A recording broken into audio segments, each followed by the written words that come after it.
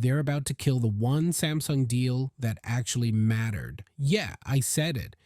And if you're even thinking about the Galaxy S26 Ultra, this changes everything because Samsung might be testing one of the riskiest ideas they've tried in years. But stick with me because by the end of this video, there's one twist nobody is talking about and it completely flips the narrative. Look, if you followed Samsung for more than 5 minutes, you know the ritual. New Galaxy Ultra launches, pre-orders go live, and boom, free double storage.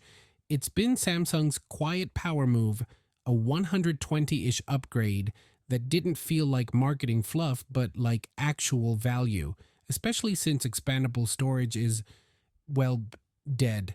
That deal wasn't a bonus. It was the reason a lot of people hit pre-order instead of I'll wait. Now, here's the wild part. According to multiple reports out of South Korea, Samsung is seriously considering cutting that deal entirely for the Galaxy S26 lineup. Gone. No more double storage safety net. And honestly, listen, this isn't Samsung being evil, it's pressure.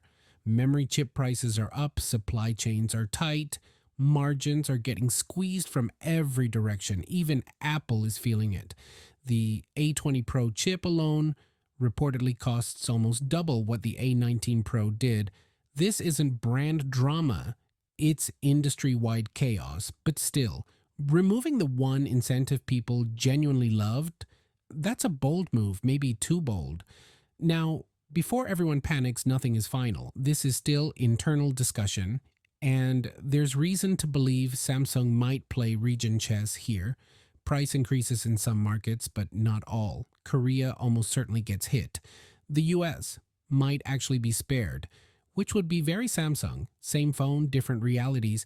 And if that happens, suddenly the S26 Ultra becomes way more interesting in certain regions, especially if competitors push prices up across the board. But pricing drama isn't even the most fascinating part of the S26 Ultra story. Not even close, because Samsung is about to ship a phone with, no joke, 3 AI assistants built in: Gemini, Bixby, and now Perplexity. Yeah, that Perplexity. Samsung's partnership with Perplexity isn't just some app install you delete on day one. This thing is baked deep into the system. You can launch it with a voice command even when the display is off. It's wired into Samsung's framework, custom built for their devices, starting with One UI 8.5 on the S26 lineup. This isn't AI wallpaper generator energy. This is Samsung betting that AI becomes a core interaction layer, not a feature you forget exists. Is it overkill? Maybe. Is it confusing? A little.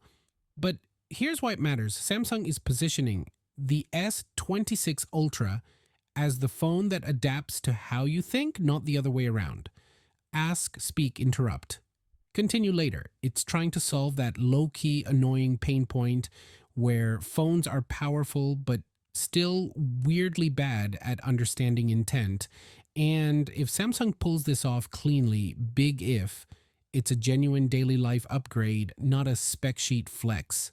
Now let's talk hardware, because yes, we've seen it. There's already a hands-on look at a Galaxy S26 Ultra dummy unit next to the S24 Ultra. And I'll be honest, I loved the S24 Ultra design. That sharp, boxy Note-era silhouette, iconic. Seeing Samsung soften it does sting a bit. It's not ugly, not at all. It's just different, more refined, less aggressive. But here's the thing, the changes aren't just aesthetic. The camera lenses on the S26 Ultra are noticeably larger, and that usually means one thing: bigger apertures, more light, better low light performance, real world gains, not marketing math. You don't make glass bigger for fun. You do it because physics demands it.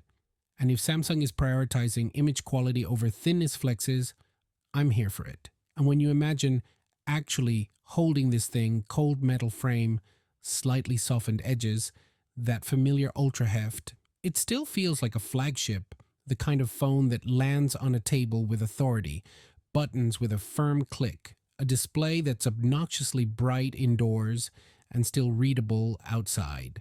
This is where Samsung excels. physical presence. That, yeah, this is expensive energy that luxury brands love and competitors try to imitate. Now, let's address the internet panic moment, titanium. Leaks popped up claiming the S26 Ultra might ditch titanium entirely based on color names like black shadow, white shadow, galaxial blue, and ultraviolet, noticeably missing the word titanium. And people immediately went full conspiracy mode. Aluminum is back, Samsung is retreating, the Ultra is ruined. Guys, slow down. Those color names came from a retailer ad, not Samsung. The image attached doesn't even line up with known S26 Ultra dimensions. The frame is too rounded. The camera layout looks off. And if you crank the brightness, there's literal artifacting that screams AI generated. Probably Gemini, ironically. So no, this is not confirmation of a material downgrade. Could Samsung change materials? Sure. Do we know yet?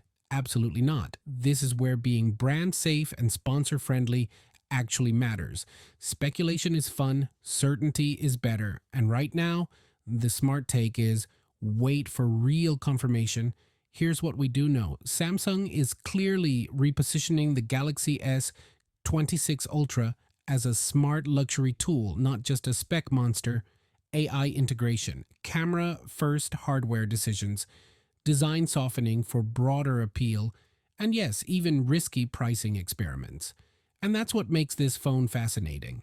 If Samsung keeps pricing stable in key markets, even without the double storage deal, the S26 Ultra still starts looking like an investment, not an expense, especially if competitors raise prices across the board. If they keep the deal, it's a steal. If they don't, the hardware and AI story suddenly has to carry more weight. And honestly, it might, because at the end of the day, the hero feature of the Galaxy S26 Ultra isn't one spec. It's the ecosystem thinking, a phone that's actually trying to reduce friction in how you use technology every single day. And that's why this matters. This isn't just another Ultra refresh.